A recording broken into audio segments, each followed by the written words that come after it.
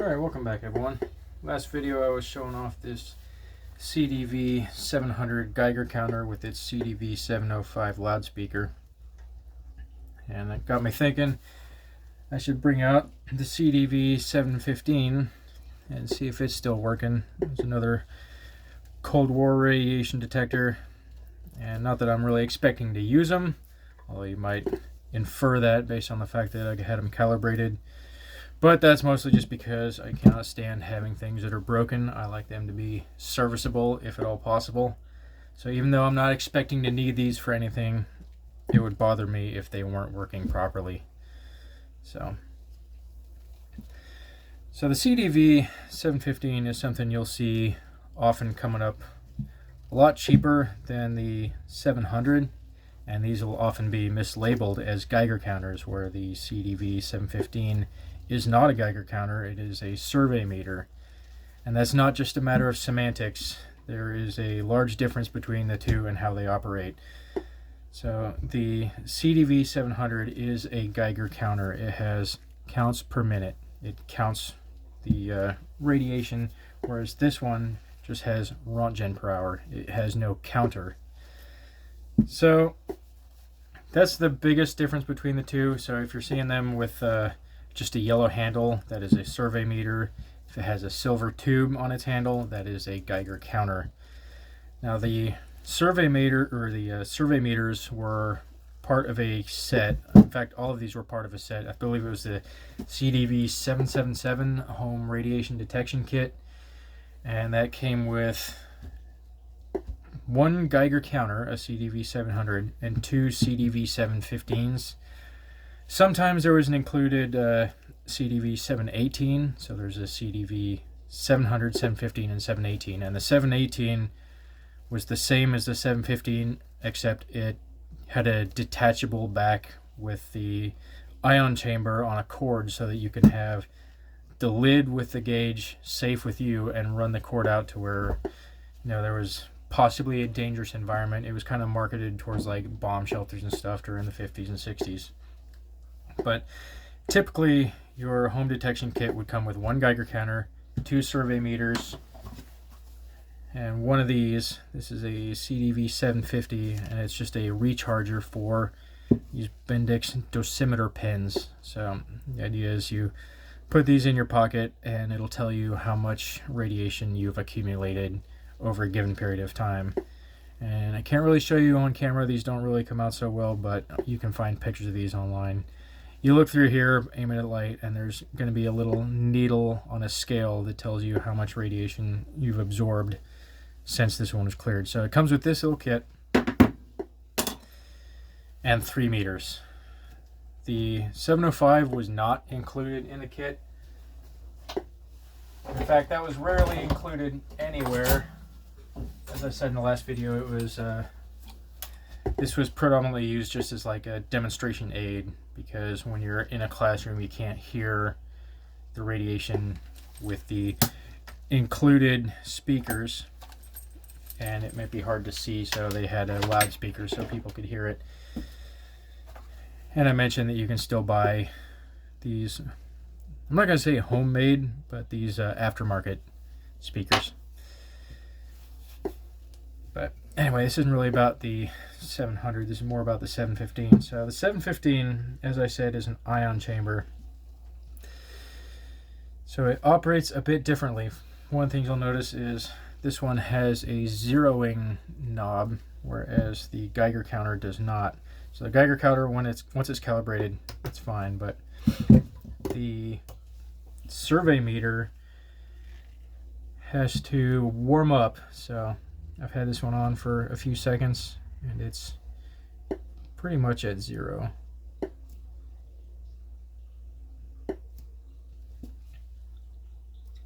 That's close enough. And then I'm going to set it on the 0.1 scale. And as you can see, the gauge dropped way down. It's fine, it's going to do that if it's working properly. And once it warms up, the needle will come back to where it's supposed to be. So this one takes a while to heat up. There it goes. And it'll find its happy zone where it's kind of just measuring the background radiation. It's usually like 0.2 or 0.3 on this 0.1 scale, so it would really be 0.02 or 0.03, which is about where it's at right now. Anyway, so the reason you would pick one of these over the other, these are much more expensive than these because these were manufactured at about half as many as the survey meters.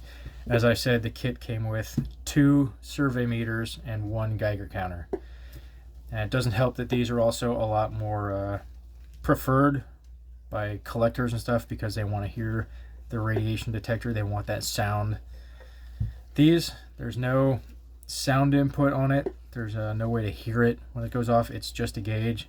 And quite frankly, they're pretty boring because kind of the doctrine of the time was if you can see the gauge move on the survey meter, excuse me, you're too close. So the Geiger counter is used for low radiation detection. So the maximum you can get on this one at times 100 is you can get to 50 milliroentgen per hour. Now that's good for like checking contamination of something, but in the event where you're going to be in an area where there's a lot of radiation, you're going to need a survey meter because what will happen with a Geiger tube is so much radiation is going into it and feeding it, it's not able to count the individual arcs inside the tube, and it'll just become a constant stream of current. And then so the needle will go up and up and up, and then it will saturate itself, and then the needle will drop to 0. You'll stop hearing anything. That's when your Geiger tube is saturated, and you'll get the false impression that everything's hunky-dory when it is in fact way too much radiation. But if you have a survey meter, this one has a range of times 100 at 5 roentgens per hour, so that would be a maximum detectable range of 500 roentgen per hour, which, if I remember correctly, is about 5 sieverts, which is 50% of lethality. So that's why they say that if you can see the needle move on this, you're too close. Now these are notoriously difficult to get the needle to move. I brought this here compass that I had in the last video that causes my Geiger counter to freak out, and I think it almost maxes the scale on this one.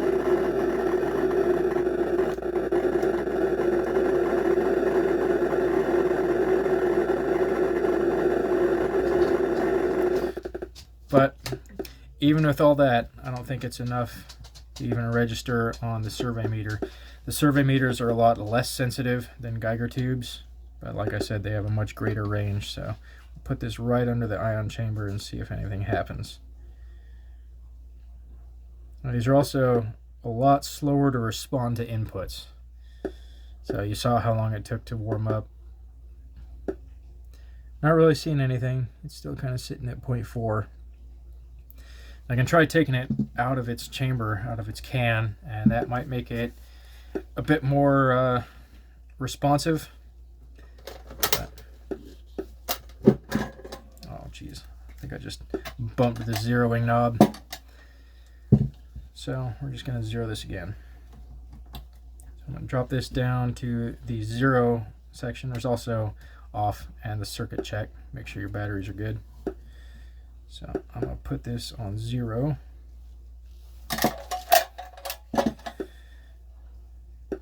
And adjust it accordingly. So I'm going to drop this. It's about good enough. Set to 0.1, you're going to see the needle is basically off the scale past 0. That's pretty typical for these. Like I said, it takes a while for it to warm up. It's not uncommon for these to not be working anymore. These ion chambers are in a vacuum, so over time they can leak, and you can get them replaced by companies that still do servicing on them. For instance, this one was KI4U is the company that repaired and certified this one because it had a leaking ion chamber.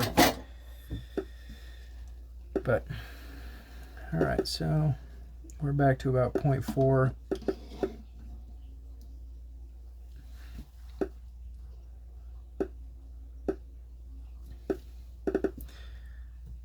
We've gone out about half a notch.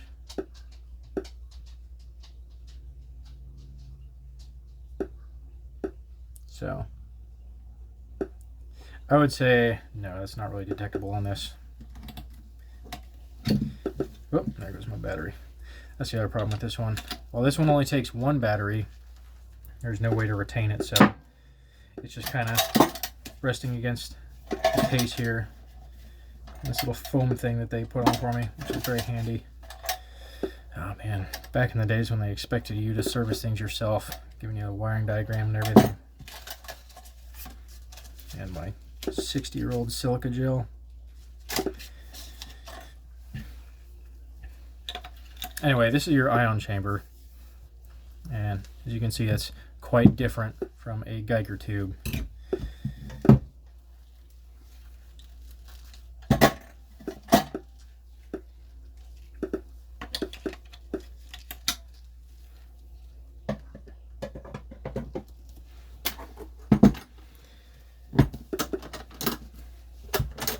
Now, like I said, you can pick up these survey meters for next to nothing, you know, 20, 30 bucks. Probably not going to be working right. It's probably going to be way out of calibration. But if you're just looking for something to display, these are iconic American technology. If you're wanting something to work, you're going to be looking towards a Geiger counter. And these, often when you get them, they won't be working either. They will be way out of calibration. Sometimes the Geiger tubes themselves are busted and no longer work. I mean, sometimes you can find new old stock tubes and get them running again, but this one I was lucky enough to not need any sort of refurbishment. I just sent it off, had them calibrate it. Both of them were way out of spec. Like I said, the ion chamber, and this one was leaking, so they replaced it. And this one, it really just needed calibration. Now, it came with this calibration check source on the side, but this has long since decayed and it has barely any responsiveness to it. So, overall, they're pretty cool. You can find full kits coming up on eBay. The 777 kits, the home radiation detector sets. Those are going to be a few $100 typically. Depending on the condition, they can be quite expensive, but if you want something that's new old stock, you're going to have to pay a premium for that. If you're willing to get something that doesn't necessarily work, you can spend considerably less money on it if you wait and you can pick these Geiger counters up for like $50 or something. But if you want it to be working properly, you're going to need to have it sent off, because most of these were phased out in the 90s and 2000s. I think the last time, yeah, this one was last serviced in 2000. I don't even know when the last time this one was. I can check, see if there's any information in here about its last calibration, but I'm pretty sure it was a long time ago. Oh yeah, this is the notes from when I had it calibrated. Meter drives downscale, check for bad meter, check for bad chamber, change chamber, and calibrate. So,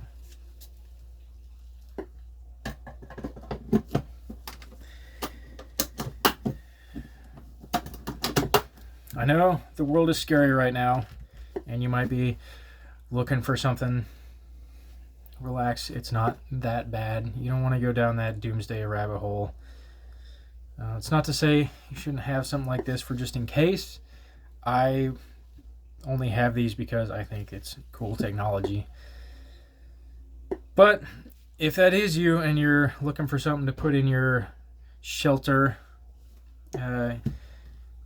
ideally you're going to need both of them, because the survey meter will tell you how bad things really are out there, but the Geiger counter is going to tell you how bad things are where you're at. Like this one can be used to check surfaces, clothes, things like that, whereas this one cannot. But this one cannot be used to check high levels of radiation, whereas this one can.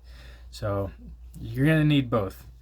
This one, if there's something catastrophic going on, because this one will go off the scale and then it'll be useless. But if it's not so bad that you need this, you're going to need the Geiger counter to tell, like, if something is landed on your clothes or in your food or something like that. So both of them handy, but that's not really why I bought these. Anyway, that's about it. I'll see you guys in the next video. Catch you later.